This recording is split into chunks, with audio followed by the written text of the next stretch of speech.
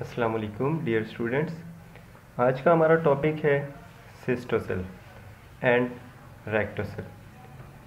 सिस्टोसेल और रेक्टोसेल तकरीबन एक ही तरह की दो बीमारियां हैं, एक ही तरह के दो डिसऑर्डर्स हैं, जिनमें सिर्फ दो डिफरेंट ऑर्गन्स का अपनी जगह से स्लिप हो जाना। सिस्टोसेल और रेक्टोसेल उन ऑर्गन्स के नेम की वजह से नेमिंग चेंज है। तो अब हम देखते हैं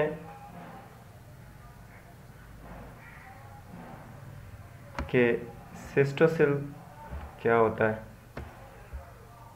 नाज़रीन, पहले इसका ओवरव्यू कर लेते हैं कि पेल्विक ऑर्गन्स को जो कनेक्टिव टिश्यू सेपरेट करते हैं, उस टिश्यू को फैशिया कहते हैं, जो कि पेल्विक ऑर्गन के नियर बाई मसल्स से अटैच होते हैं।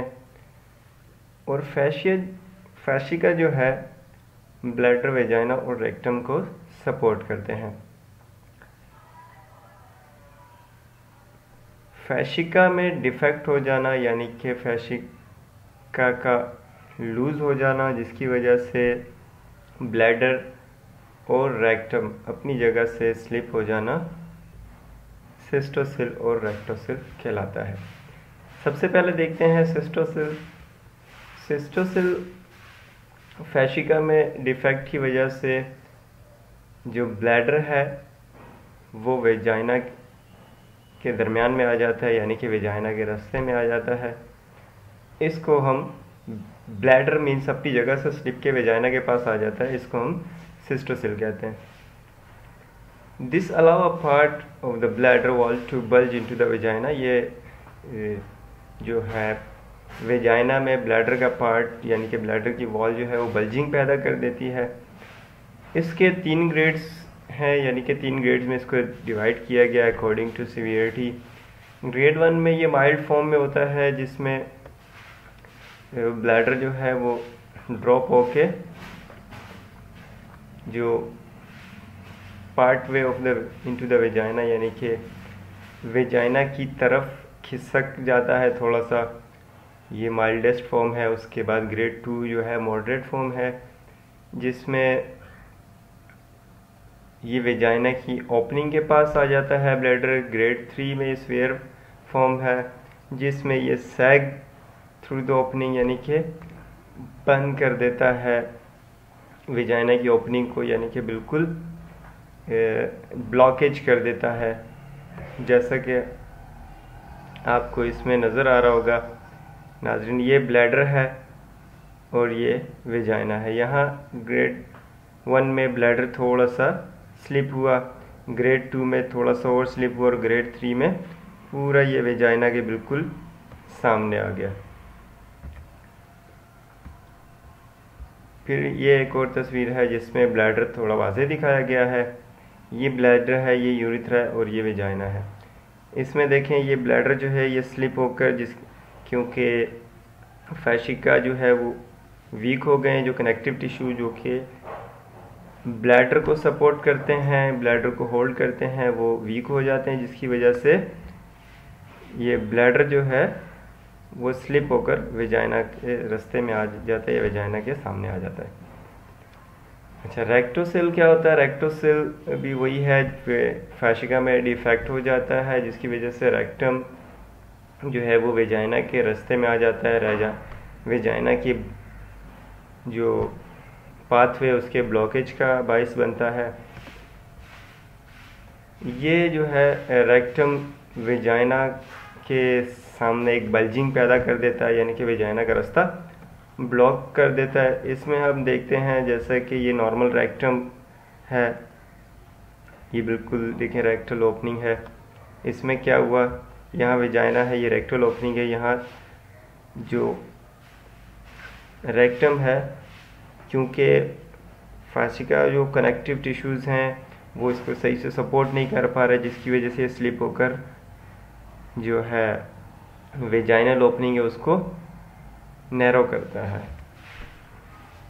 अब हम अगर बात करें कॉजेज़ की, तो सिस्टोसिल और रेक्टोसिल की लगभग तकरीबन एक ही किस्म की कॉजेज़ हैं, जिसमें मल्टीपल बर्थ्स हैं, डिलीवरी के लिए कोई फोर्सेप्स यूज़ की जाएं उनकी वजह से हो सकता है, perineal tears during delivery perineal area में कोई टीयर्स हो जाएं, ठीक है, एपिजिटोमी हो जाए, स्ट्रेन फ्रॉम हैवी ऑब्जेक्ट्स यानी कि किसी हैवी ऑब्जेक्ट की लिफ्टिंग के दौरान स्ट्रेनिंग हो जाए,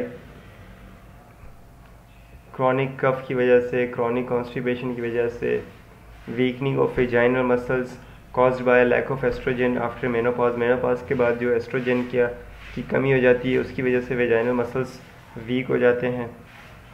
तो इन तमाम वजूहात की वजह से क्या है कि एक फोर्स पड़ता है जिसकी वजह से जो ये मसल्स हैं वो वीक हो जाते हैं और रेक्टम और एनस अपनी जगह से स्लिप होकर वेजाइना को जो है वो ब्लॉकेज करने का बाइस बनते हैं और बल्जिंग पैदा कर देते हैं उसमें। अच्छा, रिस्क फैक्टर क्या है? पोस्ट मेनोपॉजल वुमेन्स जो है वो ज़्यादा रिस्क पर हैं। इसके अलावा जो फैक्टर्स हैं, history of difficult vaginal birth यानी कि जिसमें जो है फीमेल को ज़्यादा फोर्स लगानी पड़ रही हो, स्ट्रेनिंग ड्यूरिंग बाउल मूवमेंट्स मतलब जैसा कि अक्सर कॉन्स्टिपेशन के पेशेंट जो होते हैं वो बहुत स्ट्रेनिंग करते हैं, बहुत फोर्स लगाते हैं, उसकी वजह से भी जो है पेल्विक एरिया के जो मसल्स हैं वो वीक हो सकते हैं, उसकी वजह से रेक्टोसिल या सिस्टोसिल पैदा हो सकता है। ओबेसिटी की वजह से हो सकता है जिसकी वजह से मुसलसल एक प्रेशर पड़ता रहेगा उन मसल्स पे, उसकी वजह से भी हो सकता है। स्मोकिंग की एक रिस्क फैक्टर है। अब हम देखते हैं सिम्टम्स क्या हैं। Urine leakage with laughing, sneezing and coughing. Laughing, sneezing और कफिंग के दौरान यूरिन लीकेज हो सकता है। Incomplete bladder emptying after urination करने के बाद पेशेंट फील करेगा कि ब्लैडर प्रॉपरली एम्प्टी नहीं हो पाया। पेन और pressure in the pelvis area में पेन होगा या प्रेशर फील करेगा पेशेंट। सेक्सुअल इंटरकोर्स के दौरान पेशेंट जो है वो बहुत पेन फील करेगा। रिकरेंट ब्लैडर इन्फेक्शन, बार बार पेशेंट को ब्लैडर इन्फेक्शंस होंगे। Feeling of tissue bulging out of vagina के बाहर यानी कि वेजाइना के पास एक टिश्यू का बल्जिंग यानी कि टिश्यू का एक ग्रोथ टाइप फील होगी, टिश्यू का एक एक्स्ट्रा मतलब लम्प टाइप फील होगा, बल्जिंग फील होगी। अच्छा, पेन और प्रेशर इन द वेजाइना में पेन या प्रेशर होगा, वही फिर दोबारा आ गया। सेक्सुअल इंटरकोर्स के दौरान पेन होगा। पेन और प्रेशर इन द रेक्टम में पेन होगा या प्रेशर होगा। स्टूल पास करने में डिफ़िकल्टी होगी। स्टूल पास करने के दौरान वेजाइना पर प्रेशर देना पड़ेगा ताकि रेक्टम का एरिया जो है वो रेक्टम का पाथवे क्लियर हो जाए। इनकम्प्लीट स्टूल पैसेज यानी कि पेशेंट जब स्टूल कर रहा है तो उसका स्टूल पैसेज भी इनकम्प्लीट फील होगा, जिससे पेशेंट फील करेगा कि प्रॉपरली स्टूल पास नहीं हुआ। Feeling of tissue bulging out of vagina के बाद टिश्यू बल्जिंग फील होगी। ये तमाम रेक्टोसेल के सिम्टम्स है। इससे पहले हमने सिस्टोसेल के सिम्टम पढ़े। अब डायग्नोसिस की तरफ अगर आए रेक्टोसेल या सिस्टोसेल की, तो सबसे पहले सिम्टम हो देखे जाएंगे पेशेंट के, उसके बाद मेडिकल हिस्ट्री, फिर फिजिकल एग्ज़ाम, फिर वेजाइनल और रेक्टल एग्ज़ाम स्पेशली, फिर यूरिन और बावल एक्टिविटीज़ की प्रॉपरली इमेजेस हासिल की जाएंगी। वॉइडिंग सिस्टोयूरिथ्रोग्राम, डिफेक्योग्राम, ये ऐसे टेस्ट हैं जो कि ड्यूरिंग यूरिनेशन और ड्यूरिंग बावल मूवमेंट की जो एक्टिविटीज़ हैं उनको रिकॉर्ड करते हैं। बॉडी फ्लूइड को जो है वो टेस्ट किया जाता है सकता है। अच्छा, उसके बाद अगर ट्रीटमेंट की बात की जाए तो सबसे पहले पेशेंट की एक्टिविटी मॉडिफिकेशन मींस के लाइफस्टाइल मॉडिफाई किया जाएगा। उसके बाद अगर पेशेंट जैसे कि पोस्ट मेनोपॉजल पीरियड है जिसकी वजह से लैक ऑफ एस्ट्रोजन हो गया है, उसकी वजह से अगर रेक्टोसेल या सिस्टोसेल हुआ है तो हम एस्ट्रोजन रिप्लेसमेंट थेरेपी दे